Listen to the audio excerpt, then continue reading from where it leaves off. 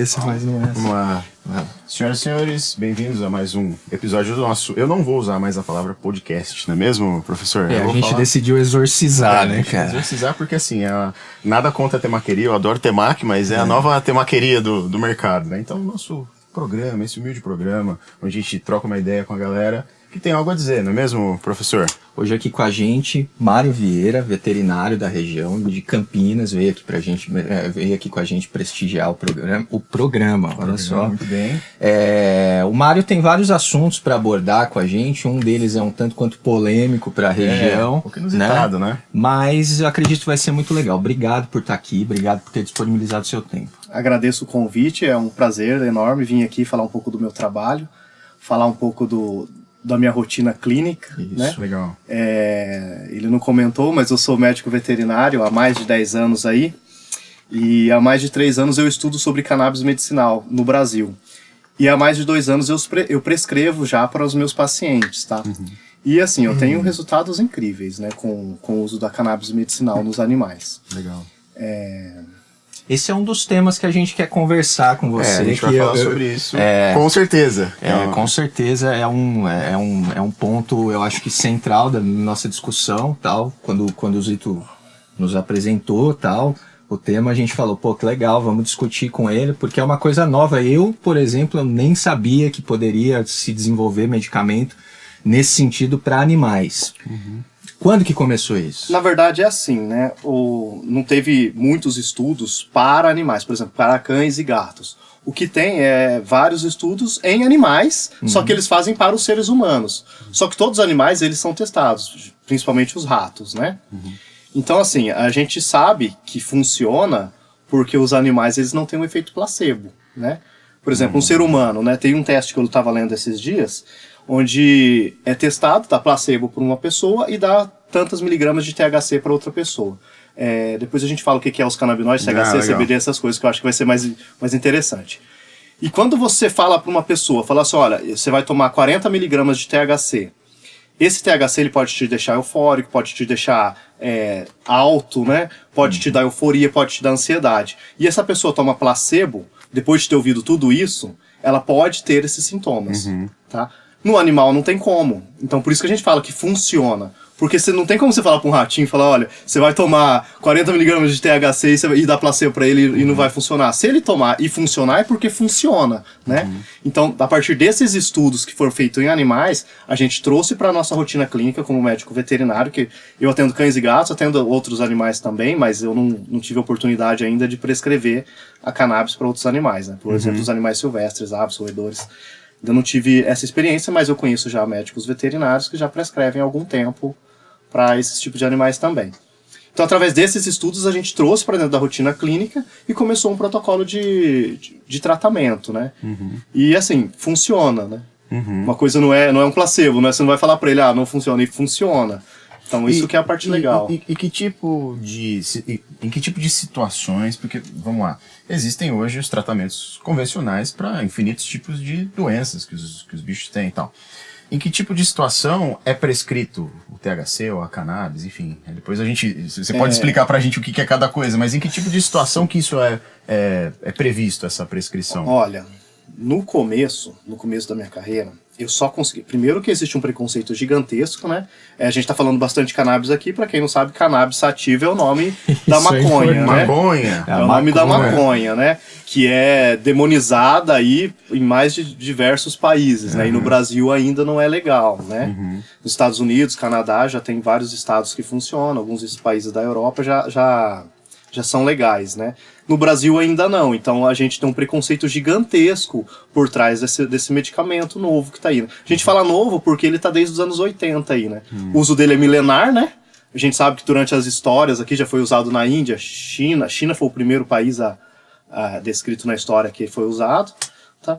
Mas é novo porque faz pouco tempo que foi isolado os fitocannabinoides, né? Que são as moléculas que estão dentro da cannabis sativa. E no começo, Samuel, a dificuldade que eu tive era gigante para poder introduzir, para poder entrar nesse assunto com a pessoa, né? Porque como é que eu vou falar pra pessoa? Falar assim, olha, a gente vai tratar seu cão com maconha. E a primeira coisa que as pessoas pensam é um cachorrinho chapado, que vai fumar maconha. Como e às vezes a pessoa... Babilônia ouvindo Bob Marley, né? Exatamente, que vai ficar chapadinho no canto, vai destruir o potinho de ração, é isso que as pessoas pensam, né? A princípio, assim. Então, assim, eu demorei mais de um ano para começar não a prescrever, mas para começar a publicar no Instagram, por exemplo, nas redes sociais, que eu trabalhava com isso, por medo de preconceito também, né? Porque essas pessoas olhavam para mim falando, não, esse cara é um maconheiro que só quer prescrever, e não era essa a intenção que eu queria dar para as pessoas. Eu queria mostrar que existe uma oportunidade de um medicamento que funciona, tá? Então foi bem difícil no começo. O jeito mais fácil de você conseguir introduzir essa medicação é quando não tem mais solução. Né? Por exemplo, o animal com câncer terminal, não tem mais nada, quimioterapia não funciona, opioides não estão mais fazendo efeito, morfina, tramadol, nada resolve. Animal com dor, não come, não tem nada, está destruído por causa de quimioterapia, aí a pessoa fala assim, não tem outra solução? Aí você fala, tem outra solução. A gente vai usar um óleo de cannabis, assim assado, você não pode ter preconceito, aí você tem que provar pra pessoa. Mário, ela muda a concepção dela em relação à própria droga ou permanece? Quando as pessoas aceitam e começam o tratamento e vê o animal tendo efeito, por exemplo, a cannabis a gente sabe que ela é um ótimo orexígeno, né? Orexígeno é um abridor de apetite, vamos dizer assim, famosa larica, né? Okay. Vou falar. Então, assim, ela é um excelente, né? Então a gente sabe, todo mundo que mesmo que não conhece, que nunca experimentou, sabe que ela causa fome, né? E o animal não tá comendo há dias. Aí você vai lá e entra com óleo de cannabis para ela. Algumas gotinhas ao dia, tem o óleo certo, né? Tem vários fitocannabinoides. A planta cannabis, ela tem mais de 400 componentes ativos, né? Entre eles os canabinoides, os terpenos e os flavonoides. Então tem muita coisa pra gente trabalhar dentro de uma única planta, né? Fora a parte industrial, né? Que depois, se vocês quiserem, a gente comenta um pouco da parte industrial, que aí seria o cânhamo, né? Perdi um pouco a linha de raciocínio. Cara, isso é sempre... É normal, exatamente. A gente também se perde o tempo todo. Não, mas a gente... A questão é assim, então, pelo que eu entendi, a situação que é prescrito, ou que pode ser prescrito o uso da cannabis em situações onde o animal está com algum tipo de sofrimento, um tratamento de um câncer, por exemplo, alguma situação assim mais extrema, vamos dizer assim. Esse é o jeito que a aceitação é melhor, né? Ok. Aí as pessoas, lembrei, as pessoas elas começam a fazer o uso do óleo, e aí dentro de uma semana mais ou menos, ela começa a ver o cachorro andando de novo, começa a ver o cachorro comendo de novo, e aí que a pessoa fala, nossa, esse óleo realmente funciona. Aí você começa aquela quebra de preconceito, né? Isso quando a pessoa quer esse tipo de tratamento. Mas geralmente quando não tem mais nada para fazer, as pessoas aceitam. Né? Isso em ser humano também, né? Tem caso de Alzheimer, que é um das indicações, o tratamento com CBD, no caso, para Alzheimer. CBD também é um dos fitocannabinoides, né? A gente tem vários, CBD, CBN, CBG e por aí vai. Tem mais de 160 canabinoides já descritos até hoje e o resto é terpenos e flavonoides. Para Alzheimer também, às vezes as pessoas não querem. Aí o medicamento para de fazer efeito e não tem mais o que fazer, a medicina para de funcionar. Medicina convencional, né? Aí o médico, como prescritor, ou a própria pessoa começa a pesquisar e vê que existe um óleo extraído da própria planta da maconha que vai funcionar para eles. E começa a usar e vê resultado. Então, assim, a gente trabalha muito com essa parte aí quando não tem mais nada para fazer. Mas, conforme agora, que eu já estou bastante tempo na rede social falando sobre cannabis, né? Na medicina veterinária, tem pessoas que chegam já procurando, falando, Mário, meu cachorro tá com câncer, meu cachorro tem problema articular e não tá mais andando, tem uma doença que chama síndrome da cauda equina, que o animal ele fica muito a dor na região da lombar e não consegue nem levantar. E aí você começa o protocolo com a cannabis e o animal volta a se movimentar normalmente. Você sofreu nesse sentido, assim, você sofreu muito preconceito, assim, quando você começou a defender publicamente, né? Isso? Sofro bastante preconceito. Como que funciona isso? O povo que na verdade olha, maconheiro, o que as pessoas pensam, falando assim, um maconheiro tentando liberar maconha. Isso é o que todo mundo olha pra você e fala assim, o maconheiro, um grupo de maconheiros se uniu e tá querendo liberar maconha, e não é isso. Acabar com a família. Vai acabar com a família brasileira, né? Vai destruir tudo. Destruidor de famílias. E não é isso, né, que a gente quer, né? Lógico que existe muitas pessoas que vão querer a mesma coisa, vai brigar, falando, não, será que vai liberar, tem que liberar tudo. Eu, na minha opinião, tem que ser uma coisa de cada vez, né? Não sou contra o uso recreativo, mas eu acho que a medicina tem que vir em primeiro lugar. Então, primeiro a gente vai tratar, vamos conseguir, tem um projeto de lei que chama 399, que é de 2015, que foi votado agora, a gente conseguiu um voto, aí tá indo pro, acho que é plenário, Senado, não entendo muito de política, principalmente dessas partes de votação, mas liberando, a gente vai ter o plantio em território brasileiro, que seria um grande avanço. Aí quando eu falo a gente, é todo mundo, né? O Brasil inteiro vai poder ter acesso. Aí vai ter acesso ao medicamento mais barato, que a gente tem acesso hoje, né? A Anvisa liberou desde 2015 para seres humanos. Para veterinário a gente ainda não tem nenhuma legislação corrente, né? Só. Curioso, né? Porque, né? Enfim. A gente ainda não tem. Então, desde 2015, a Anvisa liberou o uso de THC e o CBD, só que só isolado e só por via indústria farmacêutica. Então, assim, você não pode plantar, extrair o óleo na sua casa e usar como medicamento. Existem algumas associações e algumas pessoas que conseguem habeas corpus para poder plantar.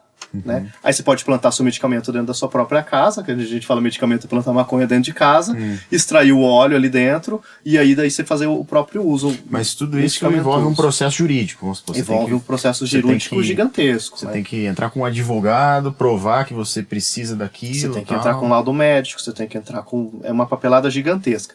Eu não entendo tanto, mas tem um advogado que chama Dalton Mello, não sei se eu podia usar a propaganda dele aqui, que ele trabalha nessa linha aí. Então, se alguém precisar, tiver problema, pode procurar no Instagram Dalton Mello. Ele faz parte do grupo lá que chama Dr. Pet Cannabis, que é do Dr. Fábio Juan também, que é o pioneiro em cannabis medicinal e na veterinária. Trabalha com isso há mais de 10 anos. Tem cursos para veterinários e estudantes que queiram participar do curso dele para prescritor.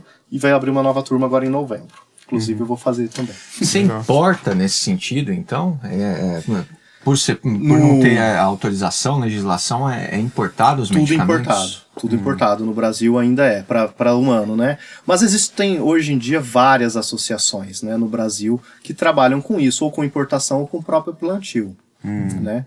Então, na medicina humana, né? Vou falar humana porque para não confundir muito. Na medicina humana a gente tem a APEP, tem a... Nossa, vai sumir os nomes aqui agora.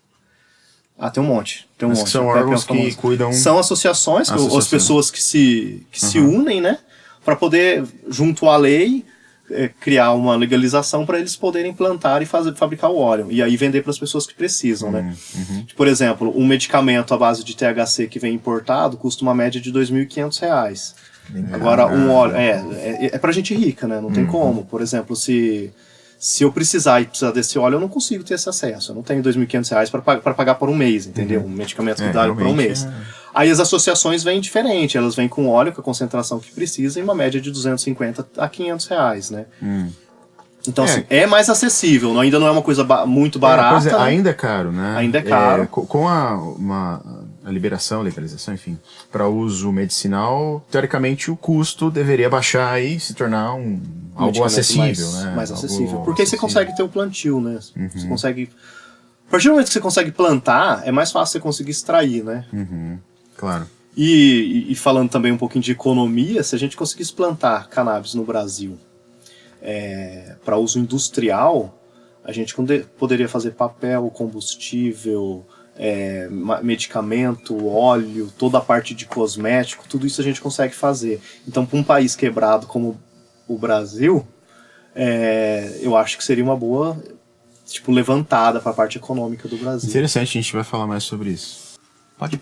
Eu? E você? Vai, vamos lá. 2 ou 1, tem que precisar nós três. Você tem bicho, né? Tem. E aí, você faria uso da cannabis para seus bichos? Cara, faria, sem problema. Assim. Eu acho que se tá na mão de um profissional e ele sabe o que tá prescrevendo, não tem problema nenhum em relação a isso, né? Exatamente. Não é o que você falou no começo da conversa. Não é dar a maconha pro seu cachorro lá e falar, fica doidão. Esse ponto é interessante, dar maconha pro cachorro.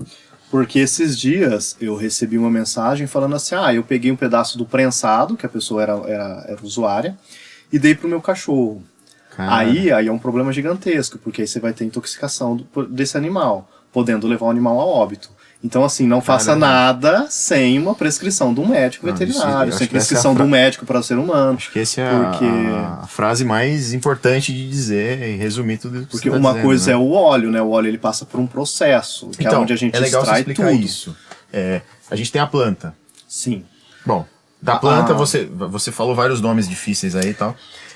Você extrai. Porque assim, a gente pensa a maconha, a tia pensa a maconha, ela pensa um cara lá na esquina com um cigarro e tal, e lá, né, aquela coisa toda obscura e tal. E não é isso, você não vai dar um cigarro pro seu cachorro, né?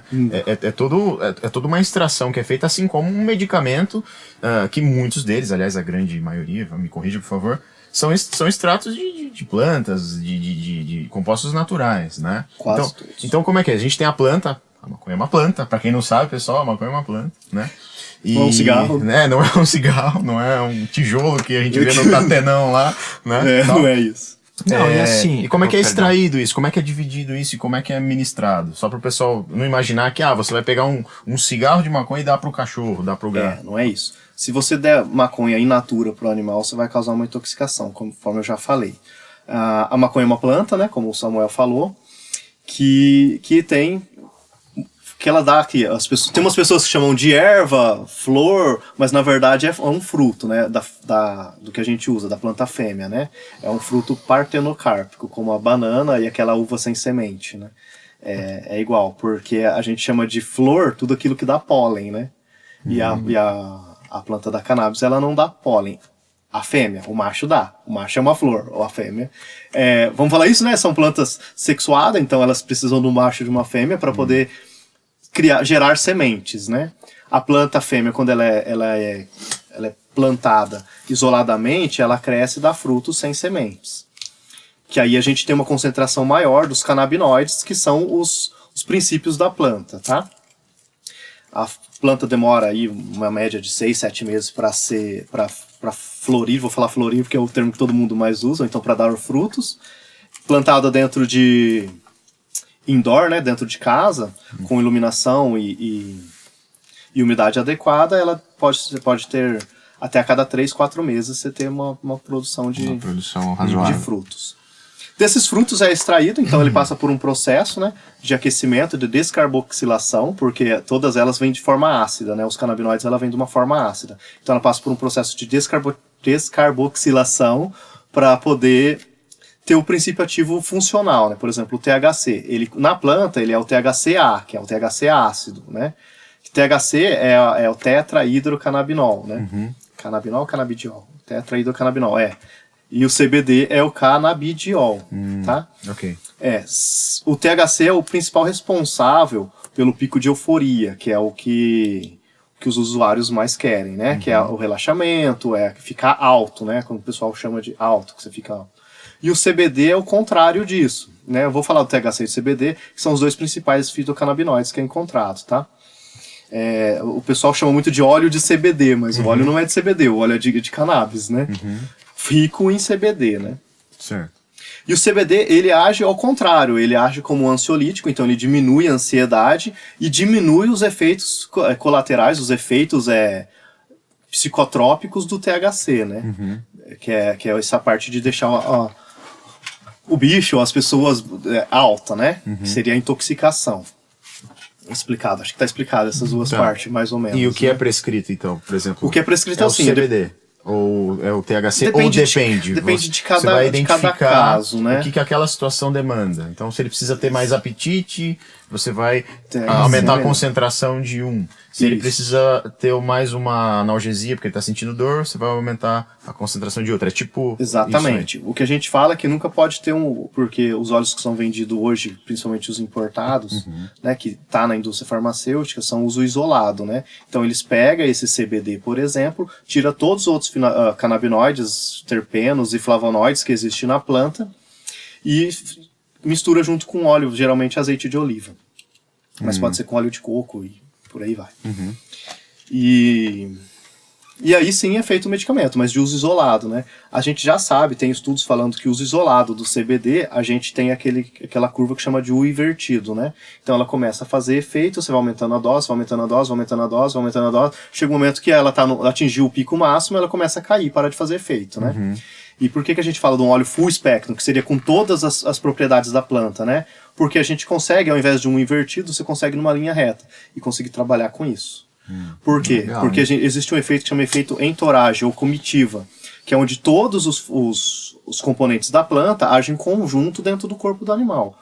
Ou do ser humano, né? Porque a gente, como eu sou veterinário, vou falar do animal. Age todo em conjunto dentro do corpo do animal. E a gente sabe hoje que os terpenos, né, são ricos, assim, são excelentes moléculas terapêuticas, né?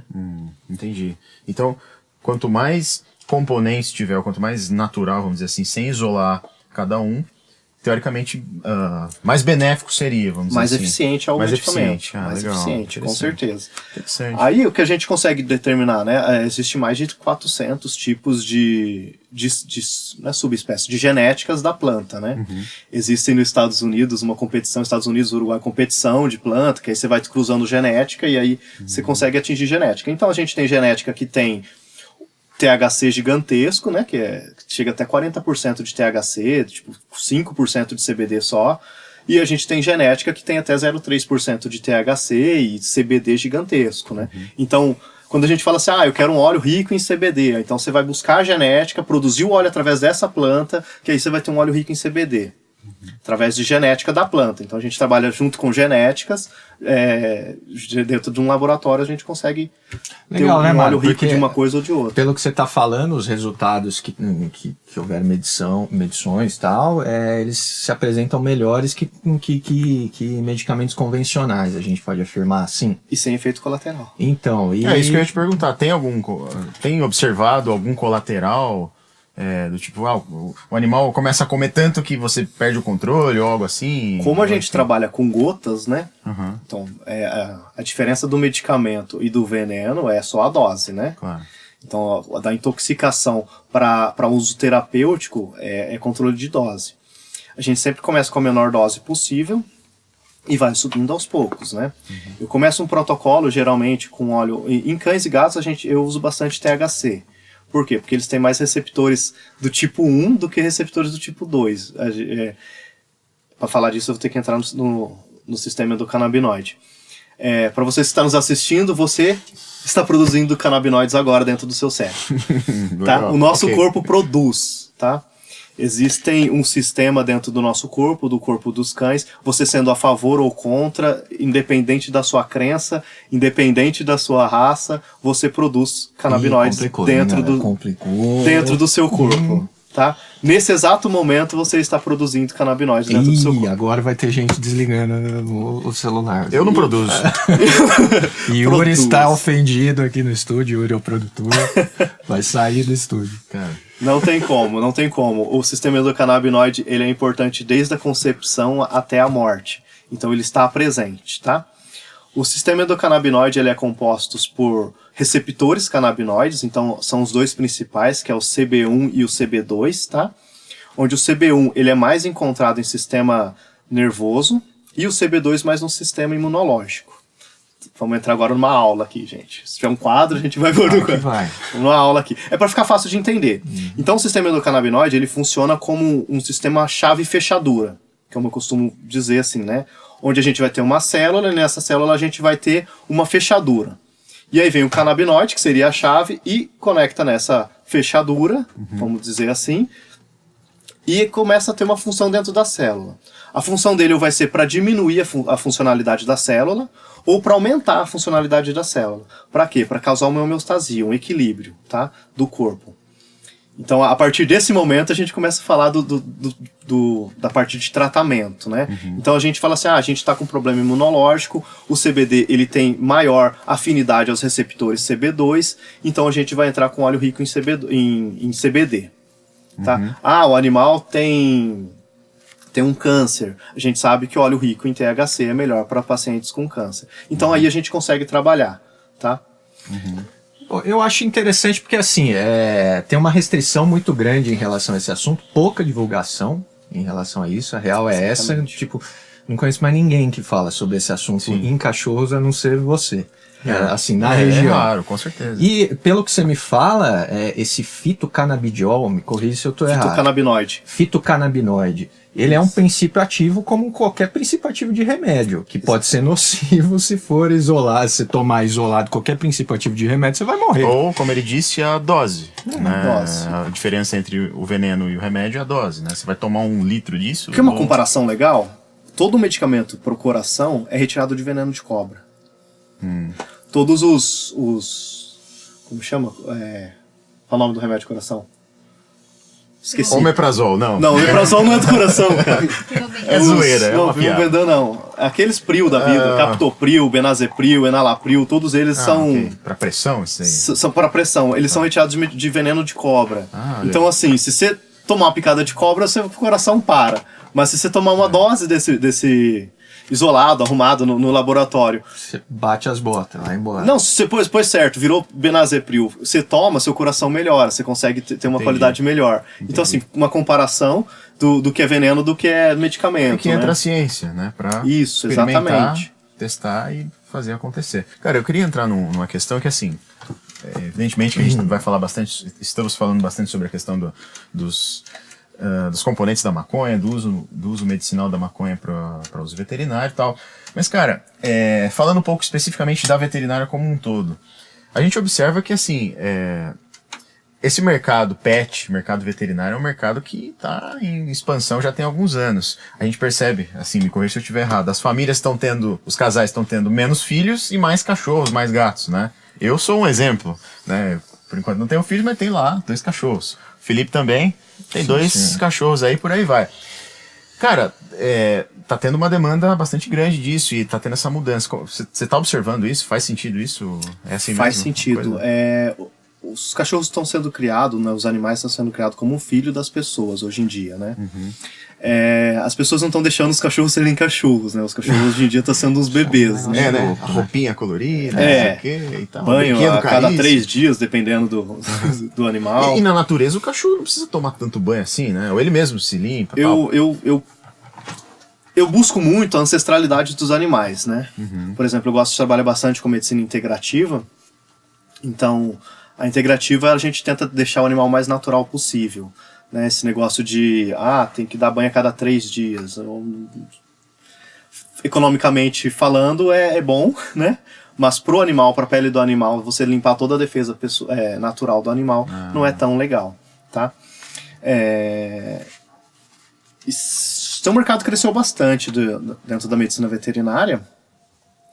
Inclusive, dessa pandemia aqui, a gente teve um aumento do número de animais que foram atendidos, né? Eu acho que as pessoas pararam de trabalhar por causa da pandemia, ficaram mais dentro de casa, começou a olhar mais pro animal, né? E aí os banhos aumentaram, o banho-tos aumentou, a parte clínica aumentou, os casos clínicos aumentaram, né? Então a gente teve um boom no mercado de banho-tos. Que nesse momento agora deu uma diminuída, porque acabou o dinheiro, né? Mas vamos lá, é interessante isso que o Zito perguntou, porque tem algumas coisas assim que me soa às vezes antinatural. Sim. Por exemplo, o lance da castração, porque tem que castrar por causa de não sei o que, porque dá câncer, não sei o que, pra mim soa antinatural. Precisa mesmo fazer esses tratamentos ou é um meio pura e simplesmente de ganhar dinheiro? Vocês me colocam contra a parede. Ô Felipe, por favor. Assim. Isso é conveniente, cara. Assim. Que é uma dúvida mesmo. Vamos lá, existem veterinários que defendem a castração e existem veterinários que defendem não castrar o animal, tá? Se você castrar um animal, uma fêmea, por exemplo, antes do primeiro cio, você reduz em até 95% a chance de tumor mamário. Aliás, certo? essa foi uma pergunta que nos fizeram, aproveitando aí já a resposta. Você reduz em até 95% a chance de tumor mamário. Só. Ou doenças hormônios dependentes, ter infecção de útero, porque não vai ter mais útero, cisto no ovário, porque não vai ter mais ovário. Então essa parte aí você consegue arrumar. Só que tirar a parte hormonal do animal, por exemplo, ela precisa de progesterona, de todos os outros hormônios que tem, para construir a parte muscular, para construir a parte neurológica, a parte articular, tudo isso a gente precisa. E usa hormônio para poder fazer, tá? Essa parte. E tem estudos falando que quando você castra o animal e retira essa parte hormonal, você pode ter uma chance de outros tumores. Então, assim, você fica em cima do muro, né? Quando você para e estuda. Se você se formar na faculdade, todo mundo vai falar assim, castrar é amor. Que é o que todo mundo fala, castrar é amor, quem ama castra. Será, né? Vamos pôr em cima da balança. Você consegue resolver uma parte e a outra parte você vai danificar. Agora, para controle populacional tem que castrar, não tem como, porque não tem outro método de contracepção, né? Porque aí é outro tipo de assunto, né? Agora, virou muito popular esse slogan de castração, principalmente de fêmeas, né? Sim. Castra porque é amor, castra porque é cuidar do animal e tal, e... Sabe o que acontece, professor, que eu vejo na minha rotina? Quando começa a incomodar a pessoa, por exemplo, o animal entra no cio, ela fica 7 dias sangrando, né, a fêmea. E aí incomoda, aí tem que usar fraldinha, o animal fica moado, ela tem cólica, ela sente dor. Aí você vê o animal moadinho e fala, não, vou castrar, tadinha. Sem pensar nas outras consequências, né? Eu não sou contra a castração, né? Parece que o jeito que eu tô falando que eu sou contra. Eu não sou contra a castração. Você tá expondo, claro. Existem duas moedas, né? Eu indicaria a castração depois do primeiro cio, né? Mas vai reduzir. E a chance de tumor de mama? Se ela tiver parentesco genética de tumor de mama, pode ser que vai ter sim, mesmo castrando depois do primeiro cio. Se ela não tiver genética, pode ser que não tenha. E pode ser que você deixe o animal inteiro todo, e tenha tumor de mama, e tenha tumor no baço, e tenha tumor de tudo. Pode ser que você castra e nunca tenha nada, e pode ser que você castra e tenha tumor de mama mesmo assim. Então, assim, a natureza é linda e bela, só que ela tem todos esses problemas, né? Claro. Tem um equilíbrio ao mesmo tempo. A gente não consegue prever o futuro, né? Claro. Então, nossa, bati aqui, desculpa. Falei que eu era desastrado. Microfone, pau! Alguém vai estar reclamando ali do lado. Não, deu um pulo ali. Quem tiver ouvindo no Spotify vai tomar um susto aí. Foi mal, galera. Onde eu tava? Na parte da castração, tem tudo isso, né? Entendi. Então Não, eu acho que... Tem prós e contras. Eu acho que hoje em dia os médicos veterinários só falam da parte a favor da castração. Fala, reduz em 95% a chance de tumor de mama. Só que não fala que aumenta em 40% a chance de hemangiosarcoma. Entendeu? Então uma coisa... O nome é bem desagradável. Hemangiosarcoma é um tumor no baço maligno, que aí algo bom. Em literatura tem pós-vida de 6 meses. Entendi. Então assim, mas ninguém fala, legal, né? A gente só vê as pessoas falando, quem ama castra, tal. Castração não é tão ruim assim, como eu tô falando, não parece. Claro. Mas, expondo o meu ponto de vista, eu acho que a pessoa tem que ser orientada. O tutor, o dono do cachorro, ele tem que ser orientado. Fala, olha, vamos castrar? Vamos castrar. Você vai reduzir a chance de tumor de mama, você vai reduzir a chance de ter piometra ou endometriose lá na frente, cisto no ovário, tudo essas coisas aí. Né? Qualquer tumor hormônio dependente, você para totalmente. Porém, a gente vai ter um problema no crescimento, principalmente cachorro grande, raça grande, os pitbulls, os Border Collie, Husky Siberiano, esses grandes, né? Os cachorros de raça grande, que precisa muito dos hormônios para poder ter um crescimento muscular, principalmente os machos, né? Interessante. E que outro não vou dizer mito, mas, por exemplo, você falou do banho, que tudo bem, é legal o cachorrinho limpinho e tal, para ficar dentro de casa, tem toda essa coisa, ficar cheirosinho e tal, mas que não é algo natural, né, pro cachorro. Então, que outro comportamento os pais e mães de cachorro...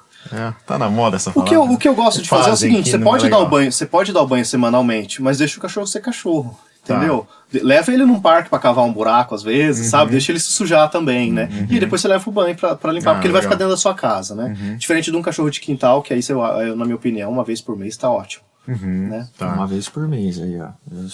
Cachorro de quintal. Legal. E assim, alguma outra coisa que você observa que as pessoas acabam errando, além da questão do banho, questão de deixar o cachorro, sei lá, cavar um buraco, como você disse, alguma outra coisa, ou mesmo o gato, não sei. Eu não tenho gato. O gato, ele tem um comportamento muito particular, né? Ele é muito autônomo, me dá essa impressão, né? O gato ele não tá nem aí pra você, o cachorro... Eu vou falar pra você que eu era meio averso a gato, né? Mesmo sendo médico veterinário, sempre fui alérgico a gato desde a minha infância. É comum alergia a gato, né? Muita gente comum, tem, né, cara? Comum. Eu tenho, é terrível, né? Muita gente tem. Bem comum. Aí eu fui lá e ganhei um gato, né? E aí Presentão de grego, né? eu pedi, eu ganhei um Bengal. O cara falou assim, eu não consigo vender. Aí eu falei assim, dá pra mim então. E aí ele trouxe mesmo, sabe? Foi meio inusitado. Eu falei, tá bom, ganhei um Bengal, né? O Bengal, pra quem não sabe, é aquele gato que parece uma oncinha, né? E tá no meu Instagram, gente. Vocês me seguem lá, @Dr. Mário Vieira Vet, e você vai ver o Bengal lá. E aí, conforme você vai tendo gato, você começa a gostar mais de gato. Eles são demais, assim. Eles são super independentes, eles não ligam muito pra você. Exato. Alguns ligam muito pra você, né? Ok. Só que tem as particularidades, né? O que as pessoas erram muito é achar que o gato é um cachorro pequeno, né? Entendi. E o gato é o gato e o cachorro é um cachorro. São organismos diferentes, né? Então você não pode tratar um gato como se ele fosse um cachorro. Porque o cachorro ele é onívoro, ele é um carnívoro não restrito, então ele pode comer alguns carboidratos, e o gato não. O gato ele é um carnívoro estrito. Então as pessoas gostam de dar queijo pro gato, gostam de dar leite. Leite é um erro comum que todo mundo comete, né? Só. O gato ele não converte algumas enzimas do leite, algumas proteínas do leite, não tem enzima para quebrar aquilo, nem o cão, tá? Então leite os animais não acham adequado. Por mais que a gente criou esse mito, né, que o gato tem que tomar leite, né? Pois a gente vê muito isso. Mas não, eles não são. Dar fruta para gato, essas coisas não é legal. O gato é carnívoro, tá? Interessante isso. Bom, agora você tem um gato, então você desmistificou então um pouco não só a questão veterinária, mas a questão de ter um gato. A minha pós-graduação vai ser infeliz. A próxima, né? Próxima pós-graduação. Legal, interessante. Cara, mas assim, voltando um pouco, só pra gente transitar entre todos os temas, voltando um pouco à questão da cannabis, né? Historicamente, cara, da onde que surgiu essa situação de demonizar o que é uma planta, meu Deus? É tipo, eu fico imaginando o seguinte, agora a gente vai demonizar o girassol, que é uma planta, né? Só que, não pode, é proibido, blá, blá, blá. Cara, da onde surgiu? Você tem algum histórico pra falar disso? Tem. A criminalização da maconha, ela é extremamente racista, né? Então, assim... A planta era usada bastante na África, né, como medicamento e para ritos religiosos. Eles acreditavam que ao tomar o chá ou então fumar, ou vaporizar, né, que você jogava dentro da brasa e começava a cheirar aquilo, facilitava a comunicação com os espíritos, né, ou com os deuses, no caso da Índia, né. E os portugueses vieram para o Brasil em 1500, né? 1500, depois... professor, não lembro. Professor de história aí, foi em 1500? Eu não tava lá. Exato, você sabe o dia, a data, é a hora, brincadeira. Aí vieram para cá e depois começaram a trazer escravos, né? Os escravos, a maioria deles vieram de Angola, me corrija se eu estiver errado, mas eu acredito que foi, porque estava escrito no livro. Só se o livro estiver errado. Vieram da Angola. E lá, como era bem comum o consumo do uso da maconha, eles traziam para cá, mas eles não podiam trazer plantas, porque eles eram escravos, eles não podiam trazer muita coisa. Então eles traziam escondidos, as mulheres nas tangas e bolsas, os homens também, tudo escondido, as sementes, né, que é mais fácil de esconder. Chegavam no Brasil, eles eram colocados para trabalhar na área rural, né, na zona rural, principalmente do Nordeste. E lá eles plantavam, né, eles traziam semente e começou a plantar. Foi assim que começou a plantação no Brasil da cannabis. Isso por volta de sei lá. Ele vai saber melhor, porque ele é professor. Qualquer coisa. Quando veio os escravos para cá, os angolanos. Inclusive a palavra maconha vem da linguagem angolana, né? Maconha, diamba, deve ter liamba também, é um dos nomes que eram chamados na época. E no Brasil também era usado para ritos religiosos e para uso recreativo, né? Eles eram escravos, então eles fumavam para minimizar a dor que eles sentiam, né? E com o passar do tempo, o Brasil foi o primeiro país do mundo a proibir a maconha, né?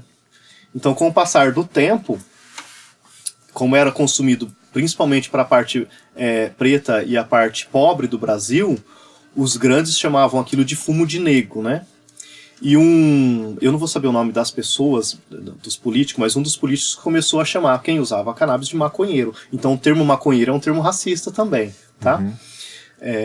Por isso que eu gosto de usar o termo cannabis e não o termo maconha, tá? Porque quando a gente fala cientificamente, a gente sempre usa o nome o nome científico daquilo. Então eu uso cannabis quando a gente vai se referir ao uso medicinal e maconha quando a gente vai usar o uso recreativo ou histórico, tá? Então, só para eu não ficar, conforme eu for pulando muito de um nome para o outro, para poder dar uma entendida. Perfeito. Então nessa época aí, começaram a ter muita coisa. Então, os políticos começaram a abordar muito, falando, eles são maconheiros, tira isso aí traz felicidade para eles. Como assim usar isso em rito religioso? A gente sabe que os portugueses são grandemente católicos, né? A maior parte, né? O Brasil é um país católico. E eles eram da parte do africano, né? Que acreditavam em outras coisas, que no fim o propósito era o mesmo, que era agradecer a Deus por tudo, né? Só que eles usavam a maconha para esses ritos religiosos.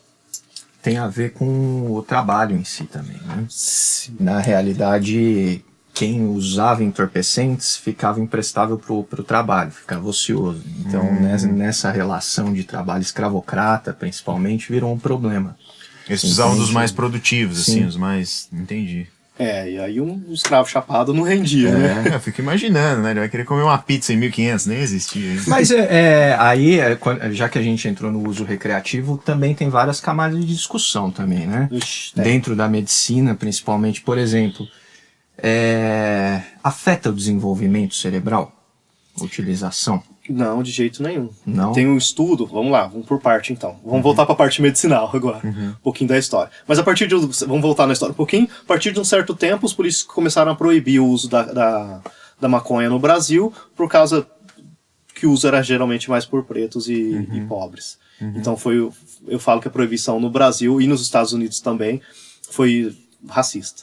Né? Eu ouvi foi falar, puramente racista. só complementando essa questão histórica, para entrar nessa questão que o Felipe colocou, que o cânhamo, que é um produto da planta, né, da maconha, ele era usado para fazer cordas. E ele concorria com um outro tipo de fibra, de planta fibrosa, que também era utilizado.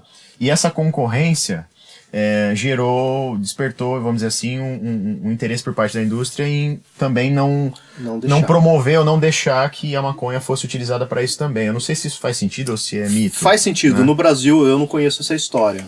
Isso nos Estados Unidos? Nos Estados Unidos, o que aconteceu foi assim, né? Houve a imigração mexicana para os Estados Unidos, e os mexicanos levaram muito a cannabis para lá, igual os africanos vieram para cá. Levaram para lá. No começo foi bem aceito, só que a grande população branca dos Estados Unidos começou a não gostar também. Teve um homem, eu não lembro o nome dele, e que ele foi praticamente responsável pela proibição dos Estados Unidos. Então ele falava para todo mundo que deixava a mulher branca favorável e que deixava fazendo festa, orgias, junto com todo mundo, né? Porque começou a se popularizar muito no mundo do jazz, porque falavam que quando você usava maconha, aguçava os sentidos musicais, tá? Depois teve estudos que falaram, alguns sim, você consegue diferenciar alguns tipos de música. Por exemplo, se estiver numa orquestra e você estiver chapado, você consegue saber o que é cada coisa, você consegue prestar atenção melhor em cada coisa, né? Mas não era bem isso aqui só foi um adendo.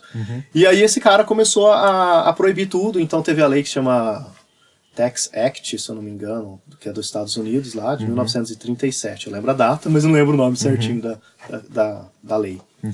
E aí acabou saindo da farmacopeia americana. Nessa época, que ele começou a juntar pessoas para seguir ele, teve um cara que é o Rockefeller Jr., esse eu lembro, que ele é dono, se eu não me engano até hoje, de umas maiores... aquele negócio de petróleo lá, refinaria de petróleo. Na época ele já era, né? Ele foi, acho que se eu não me engano, o primeiro milionário dos Estados Unidos. A família Rockefeller, sim, são os mais poderosos, né? Sim. Ao que se sabe, né? E existia uma grande produção de óleo do cânhamo, né? Para deixar claro, cânhamo é maconha, só que a distinção é quando você planta a plantação e a quantidade de THC. É a única coisa que muda, tá? A planta ainda é a cannabis sativa, que é plantada, mas para uso industrial. E aí, nesse caso, aí, ele começou a pagar as pessoas, o Rockefeller. Começou a pagar os políticos para poder votar nessa lei. Aí sim, por quê? Porque senão você ia começar a ter uma criação de cânhamo, uma criação muito grande de óleo combustível, que aí ia entrar contra ele, né? Então, por essa questão de mercado, ele começou a comprar todo mundo, pagando muito caro para os políticos da época, para poder votar contra a maconha mesmo, né? Na época. E aí, esse preconceito e essa questão econômica foi sendo carregada até para os dias atuais. Até para os dias atuais. É claro que hoje, claro, a sociedade está mudando, uma série de outros preconceitos estão sendo quebrados, tal, mas ainda existe, né? especialmente para a cultura mais conservadora, né, Felipe, a questão é colocado a maconha assim na cesta de drogas como qualquer outra, né? Como drogas inclusive um pouco mais pesadas. Chamam de porta de entrada, né? Porta de entrada, tal. Mas aí voltando à questão que você tinha colocado, de que se deixa as pessoas neurologicamente deficientes. Exato. E aí? Vamos lá, teve um estudo novo do cacete, eu sou ruim pra nome, hein? Felipe. André alguma coisa. André Zimmer, lembrei. Ufa. André Zimmer. Ele foi lá e pegou ratos novos e ratos mais idosos. E administrou uma quantidade de cannabis nesse e uma quantidade de óleo de cannabis nesse. E ao passar do tempo, ele foi vendo que os ratos jovens foram ficando mais bobão, enquanto os ratos velhos, que já estavam debilitados, foram ficando mais agitados e mais espertos, tá? Isso a gente conclui com o quê, né? A gente sabe que o sistema endocannabinoide nosso e dos animais, a partir de certa idade, ele começa a ficar deficiente, tá? Então a gente vai ter até os nossos 25 anos mais ou menos um sistema endocannabinoide funcionando, os cães até uns 6, 7 anos um sistema endocannabinoide funcionando perfeitamente. Depois disso a gente começa a ter uma queda. E quando a gente, por exemplo, usa o adolescente de maconha, o que vai acontecer? A maconha, que nem, tô dando uma enrolada aqui. A maconha, ela é a única droga, né, que ela é neurogênica, então ela produz novos neurônios. E a adolescência é onde você está fazendo a neurogênese, então você está produzindo bastante neurônio. E isso aí junto com um medicamento, né, com uma droga, que vai causar mais, fazer você gerar mais neurônios, o que acontece? Você começa a entrar em depressão, né, ansiedade, por isso que falam que quando usa muito cedo pode causar ansiedade. Eu pergunto isso porque já trabalhei em locais assim de exposição, né, a tráfico de drogas e tal, e você percebe uma mudança de comportamento muito grande do adolescente que entra no mundo, um comportamento assim, um declínio mesmo de produção intelectual dentro da escola e tudo mais, sabe, quando se envolve com isso. Logicamente, eu acho que o debate público ele tem camadas. A gente discute muito o contra e a favor, e não é assim que funciona. Né? Quando a gente discute, por exemplo, legalização, a gente tem que discutir também em camadas. Pelo menos Exatamente. No caso desse adolescente, assim, para mim, pelo menos visivelmente, existe uma influência diretamente no comportamento dele e no desenvolvimento dele intelectual. Aí você pode... A cannabis, ela não é para criança e adolescente. A não ser que exista um déficit, né? Por exemplo, é muito usado em autismo em crianças. Por quê? Porque existe um déficit no sistema endocannabinoide, aí você precisa repor aquilo, né? Quando não existe um déficit para pessoa saudável, que não tem nada, ela é contraindicada para pessoas novas. Tá? Por quê? Exatamente porque ele pode diminuir, sim, a sua cognição, vamos dizer assim, né? Você fica... Que nem dos ratos, você vai ficar mais bobão. Conforme vai perdendo essa afinidade, né, o sistema endocannabinoide vai parando de funcionar, aí sim, eu acredito até que como suplementação deveria ser utilizado.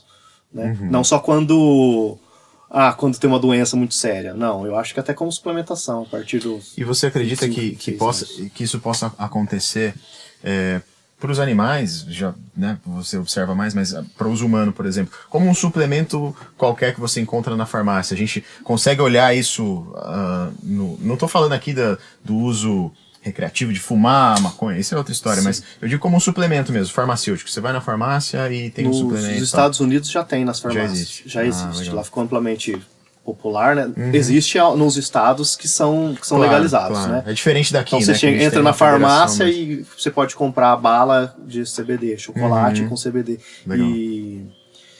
e fazer assim essa suplementação. Legal.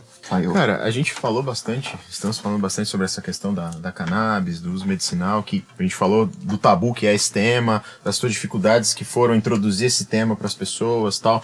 O que a gente pode fazer para trazer isso, para ser um tema assim que a família brasileira possa entender, ouvir e enfim, conversar de uma boa maneira, para que não seja assim, um tema proibido. Falou nisso, não, tá errado. Já assim. Se repreende. Né? Eu acho que falta estudo, né? a informação, né, quebra qualquer preconceito, né?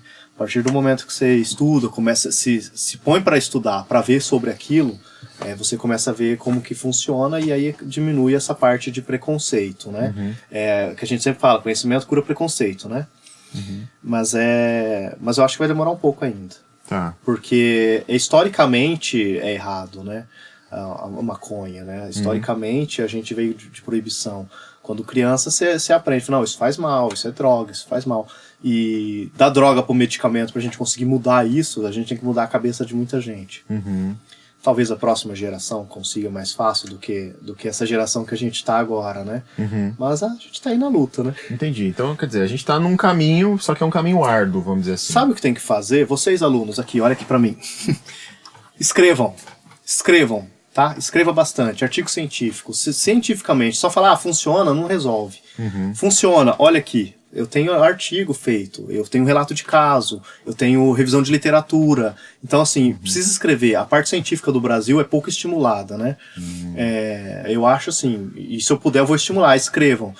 Vamos sair só da teoria, vamos sair só da prática e vamos para a teoria também, tá? Escrever bastante, artigo científico, veterinários que trabalham com isso, vamos escrever, vamos relatar casos, vamos fazer essas coisas.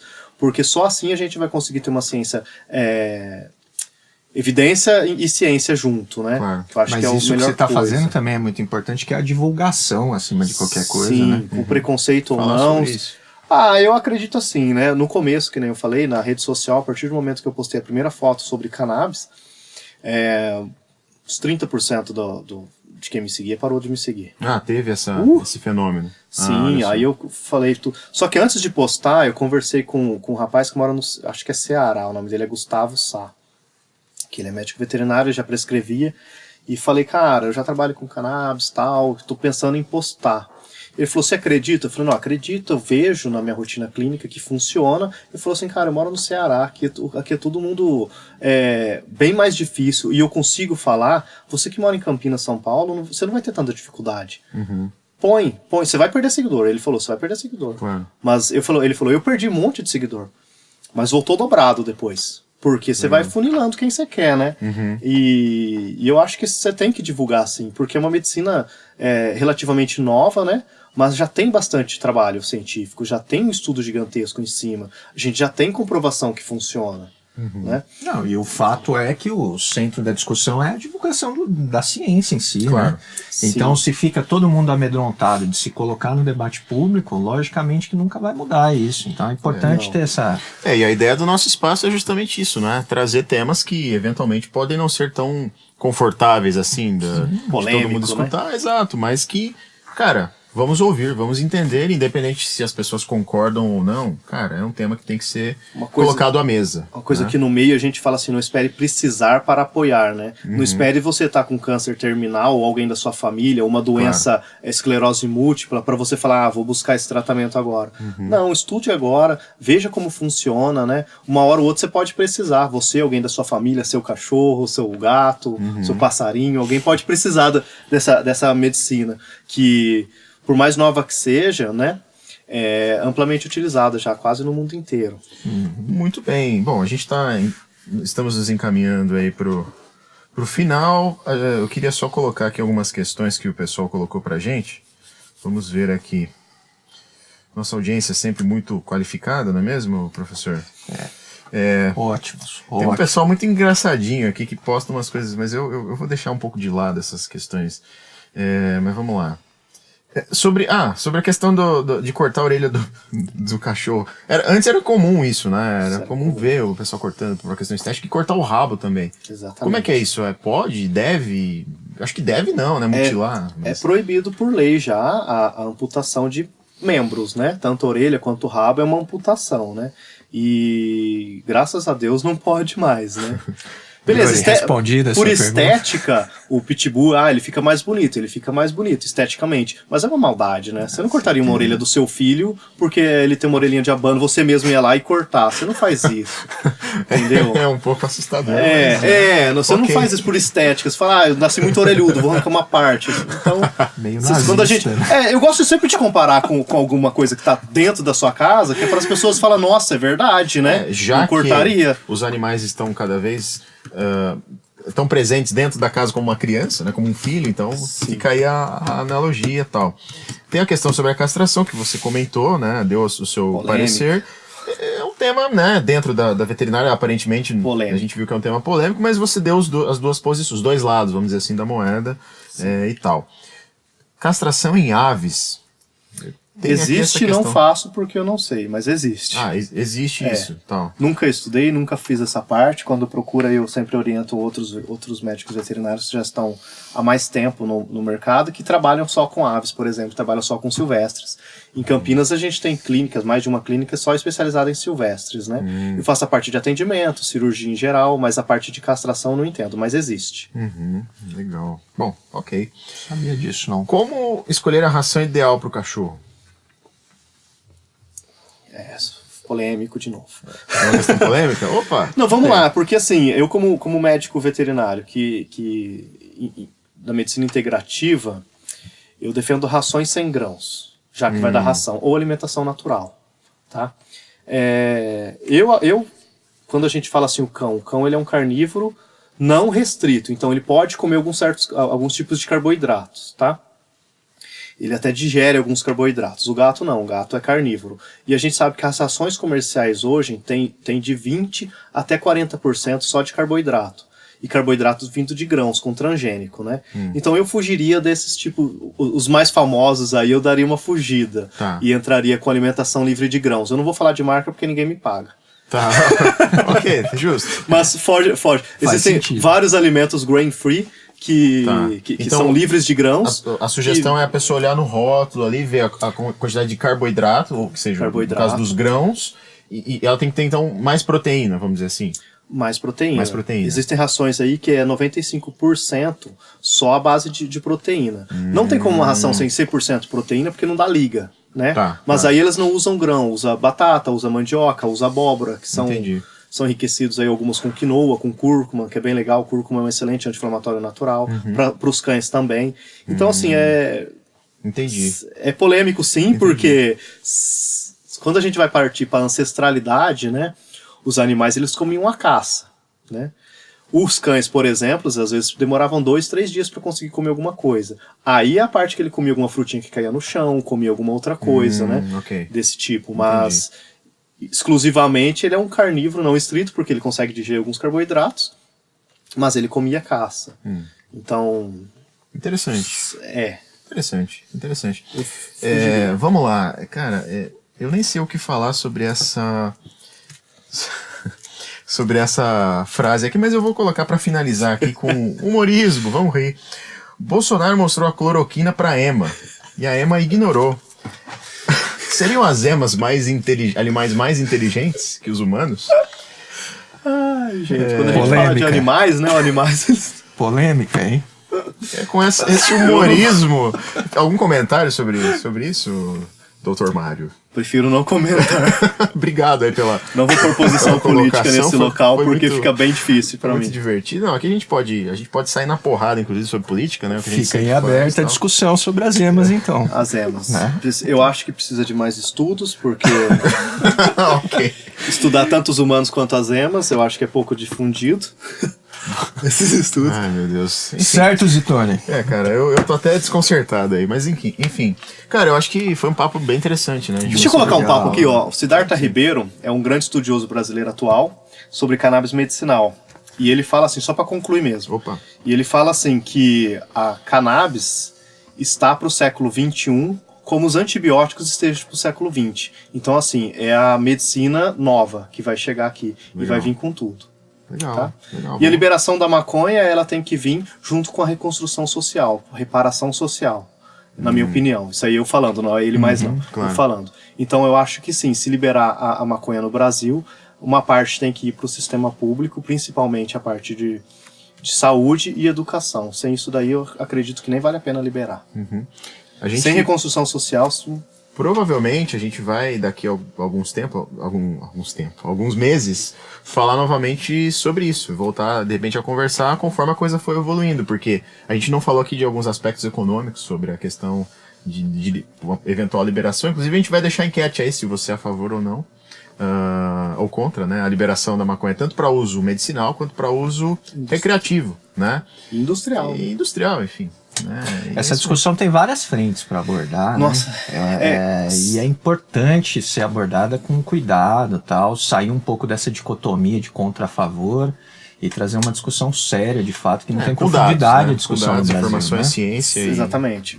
E é isso aí. Eu acho assim, se a gente for falar tudo potencial, tanto terapêutico, socioeconômico da cannabis no Brasil e no mundo, a gente ia precisar de mais de um final de semana, né? A gente ia precisar de várias horas. Hoje a gente falando. tentou falar um pouco sobre a questão veterinária, né, que é a sua área. Exatamente. Encaixando a questão do uso da cannabis, que é algo muito interessante. A gente aqui não imaginava que como é que era isso e tal, e muita gente com certeza que vai acompanhar também não sabia que dava para fazer. Legal os dados científicos que ele traz, né? Por exemplo, é importante a galera compreender que ele, como veterinário, ele lê pesquisas relacionadas a animais, mas os testes de medicamentos são feitos antes em animais. É isso que ele colocou Exatamente. Várias vezes aqui pra gente. Mário, obrigado por ter se deslocado aí de Campinas até aqui, uma viagem de 12 horas. 40 minutos. Brigadão mesmo, cara. Gente, eu agradeço pelo convite. Se mais pra frente quiser falarmos de outros assuntos baseados dentro da cannabis, ainda a gente pode falar. Tem muita coisa pra falar. E estou aberto a novos convites, caso queiram. Muito Beleza? bem. Valeu, gente. Pessoal. Muito obrigado. Yuri, galera. por favor, nos ajude aí só pra finalizar. Isso aí. Leite com manga faz mal pra você e pro seu animal. Se você Yuri. gostou, deixa o like. Se não gostou, deixa o dislike. Yuri aconselhando a galera. Assim. Até a próxima. Com manga faz mal do nada, né?